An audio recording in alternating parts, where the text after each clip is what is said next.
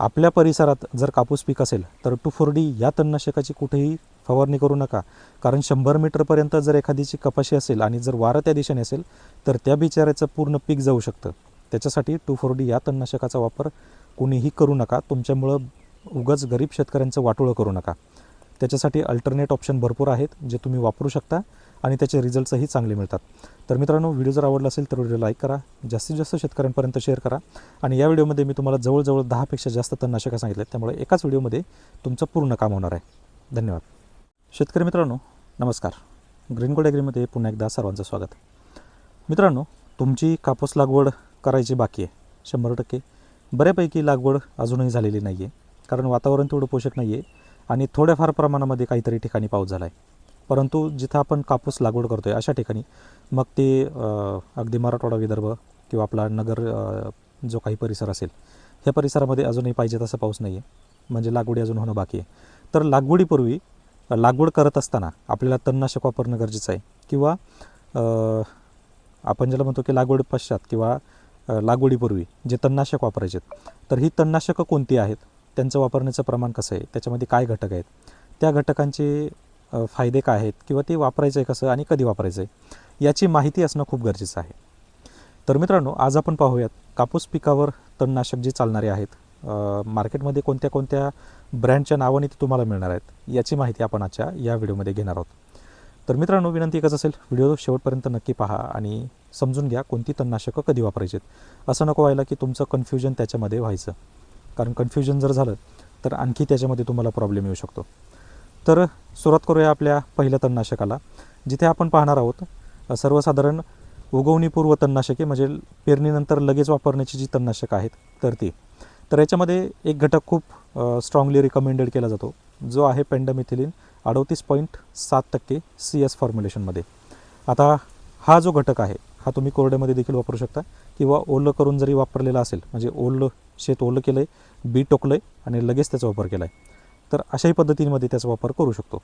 आता याच्यामध्ये जो पेंडामिथिलिन हा घटक आहे 38.7%, तर याच्यामध्ये टाटाचं पॅनिला सुपर ग्रँडी येतं, त्यानंतर दोस सुपर येतं आणि BASFचं स्टॉम्प एक्स्ट्रा हे एक येतं. ही अशी 3 तणनाशकं आहेत जी तुम्ही त्याच्यामध्ये वापरू शकता. याच्यामध्ये आणखी एक चौथं पण आहे, हिटवीड, ते मी तुम्हाला पुढे सांगेल. त्यानंतर याचा जी वापर करण्याचा जो कालावधी आहे हा सर्वसाधारण कापूस पेरणीनंतर किंवा लागवडीनंतर 24 ते 72 तासांच्या आत, म्हणजे उगवायच्या अगोदरच आपल्याला याचा वापर करायचा आहे. आणि याचं जे प्रमाण आहे साधारण 200 लिटर पाण्यासाठी 700 मिली ते अगदी 1000 मिलीपर्यंत वापरू शकतो, परंतु सर्वसाधारण 700 ते 750 मिली हा एक ॲक्युरेट प्रमाण आहे जे तुम्ही त्याच्यामध्ये वापरू शकता. आणि विशेष म्हणजे याचा रिझल्ट चांगला येण्यासाठी तुम्ही थोडंफार ताकंडी त्याच्यामध्ये मिक्स करू शकता, किंवा लिंबू पिळू शकता, किंवा त्याच्यामध्ये pH ट्यूनरचा देखील वापर करू शकता, जे सध्या मार्केटमध्ये वेगवेगळ्या ब्रँडच्या नावाने पाहायला मिळतात.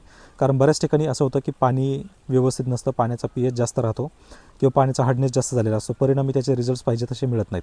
मग असं होऊ नये याच्यासाठी आपल्याला pH ट्यूनर, ताकंडी किंवा लिंबू याचा वापर करायचा आहे. त्यानंतर पुढचं जे आपल्याला तणनाशकं पाहिजेत पुढच्या कॅटेगरीचे, ते आहेत उगवणी पश्चातची तणनाशकं, म्हणजेच उभ्या पिकातील निवडक तणनाशकं. आता याच्यामध्ये वेगवेगळे प्रकारची तणनाशकं त्याच्यामध्ये आपल्याला पाहायला मिळतात. तर याच्यामध्ये जे पहिलं घटक आहे तो आहे पायरिथायोइक सोडियम 10% EC फॉर्म्युलेशनमध्ये हा घटक आपल्याला पाहायला मिळतो, ज्याच्यामध्ये सगळ्यात प्रसिद्ध ब्रँड आहे गोदरेजचं हिटवीड, जो की मी तुम्हाला आत्ताच सांगितलं. हा हिटवीड जो आहे हा तुम्ही त्याच्यामध्ये वापरू शकता, किंवा दुसरा याच्यामध्ये सेम कंटेंटचा वीड ब्लास्ट हिट या नावाने देखील येतो. याच्यामध्ये प्रामुख्यानं रुंद पानांचे जे तण आहेत, ज्याच्यामध्ये दुधी, चिंचोळी, तांदूळजा किंवा पांढरी मूळ ही जी तणं आहेत, तर याच्यावर नियंत्रण मिळवण्यासाठी मदत होते. कापूस लागवडीनंतर साधारणतः 20 दिवसाच्या आसपास आपल्याला तण 2 ते 3 पानावर असताना याचा वापर करायचा आहे. आता याचा जो वापर आहे साधारण कमीत कमी 250 मिली प्रति एकर प्रमाणे आहे. आता याच्यामध्ये प्रमाण कमी जास्त होऊ शकतं, त्यामुळे शक्यतो रिकमेंडेशन जे आहे त्या रिकमेंडेशननुसारच हे घ्या. होऊ शकतं की हिटवीडचं प्रमाण जे आहे याच्यामध्ये आणखी जास्त आहे, साधारण 1 लिटरपर्यंत तणनाशकांच्या रेंज आहेत. त्यामुळे हिटवीड वापरताय, हिटवीड मॅक्स वापरताय, प्रत्येकाचं प्रमाण जे आहे हे तपासून घ्या. असंही होऊ शकतं की प्रमाण माझ्याकडून कदाचित कमी सांगितलं जाऊ शकतं, जास्त तर सांगणार नाही, परंतु कमी सांगितलं जाऊ शकतं. त्यामुळं रिकमेंडेड डोस किती आहे त्या डोसप्रमाणे घ्या. त्यानंतर पुढचं जे तणनाशक आहे त्यामध्ये क्विझल्फॉप इथाईल येतं, परंतु ते मी तरी सांगतो की शक्यतो वापरू नका. जे आपल्याला मार्केटमध्ये टर्गा सुपर नावाने येतं, कारण याच्यामध्ये कपाशीला आक्सा हा बसू शकतो किंवा स्ट्रोक बसू शकतो.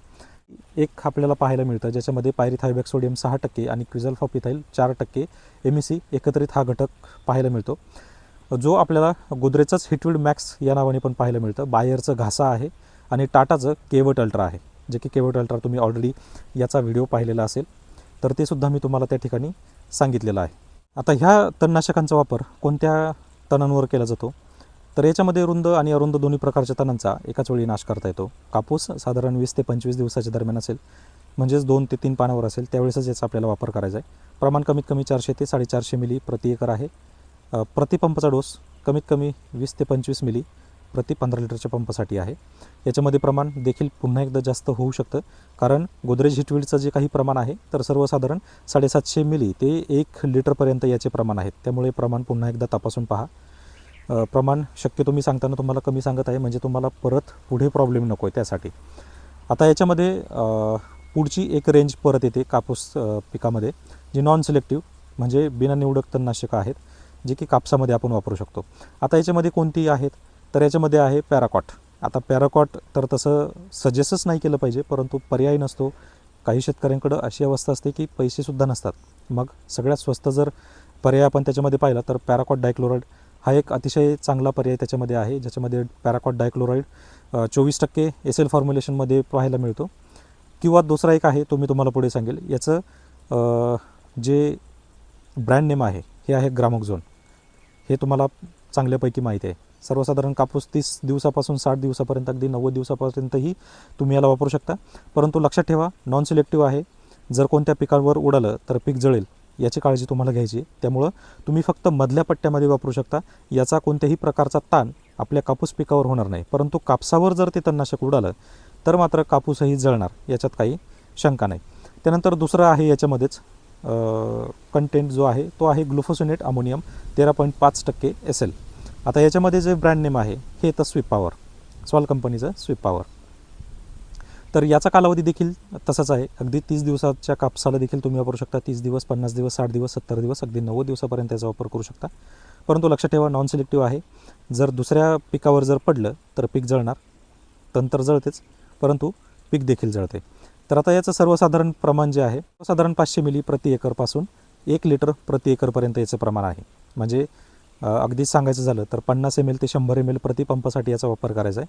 वापर हा तणानुसार आहे, म्हणून मी तुम्हाला बऱ्याच वेळा प्रमाण जे आहे हे कमी सांगितलं आहे. जर तण जास्त असेल तर प्रमाण थोडंसं जास्त घ्यायचं आहे आणि दुकानदाराकडे गेल्यानंतर प्रमाण विचारायचं आहे. मुळात असं आहे की मी फार काही पेस्टिसाईडमध्ये काम करत नाही, परंतु तुम्हाला चुकीची माहिती देण्यापेक्षा प्रमाण थोडंसं कमी सांगितलं आणि त्याचं जर तुम्हाला प्रमाण व्यवस्थित घ्यायला सांगितलं तर त्याचा फायदा तुम्हाला होईल, त्याचा तोटा तुम्हाला तिथं होणार नाही. म्हणून हे प्रमाण मी तुम्हाला ॲक्च्युअलमध्येच कमी सांगतो आहे. प्रमाण पुन्हा एकदा खात्रीपूर्वक करून घ्या आणि मग त्याचा वापर करा. आता तणनाशक फवारताना काळजी काय घ्यायची आहे? आता हे नॉन सिलेक्टिव्ह वापरत असताना जमिनीमध्ये ओलावा चांगला असला पाहिजे, जेणेकरून तण जे आहे हे लवकर जळेल आणि त्याचा रिझल्ट तुम्हाला त्याच्यामध्ये भेटेल. दुसरी गोष्ट, स्वच्छ पाणी घ्या, गढूळ पाणी घेऊ नका किंवा क्षारयुक्त पाणी घेऊ नका, ज्याच्यामध्ये तुमचं असं होईल की स्प्रे मारल्यानंतर तुम्हाला रिझल्ट मिळणार नाही, असं होणार नाही. आणि सर्वसाधारण फवारणी केल्यानंतर 7 ते 10 दिवसानंतर शेतात डवरणी किंवा खुरपणी करू नका, कारण याचा रिझल्ट जो आहे काहींचा लवकर मिळतो, काहींचा उशिरा मिळतो. तसेच सगळ्यात महत्त्वाचा आणि अतिशय गंभीर प्रश्न आणि माहिती, आपल्या परिसरात जर कापूस पीक असेल तर 2,4-D या तणनाशकाची कुठेही फवारणी करू नका, कारण 100 मीटरपर्यंत जर एखादीची कपाशी असेल आणि जर वारं त्या दिशेने असेल तर त्या बिचाऱ्याचं पूर्ण पीक जाऊ शकतं. त्याच्यासाठी 2,4-D या तणनाशकाचा वापर कुणीही करू नका. तुमच्यामुळं उगाच गरीब शेतकऱ्यांचं वाटोळं करू नका. त्याच्यासाठी अल्टरनेट ऑप्शन भरपूर आहेत, जे तुम्ही वापरू शकता आणि त्याचे रिझल्ट्सही चांगले मिळतात. तर मित्रांनो, व्हिडिओ जर आवडला असेल तर व्हिडिओ लाईक करा, जास्तीत जास्त शेतकऱ्यांपर्यंत शेअर करा. आणि या व्हिडिओमध्ये मी तुम्हाला जवळजवळ 10पेक्षा जास्त तणनाशकं सांगितले, त्यामुळे एकाच व्हिडिओमध्ये तुमचं पूर्ण काम होणार आहे. धन्यवाद.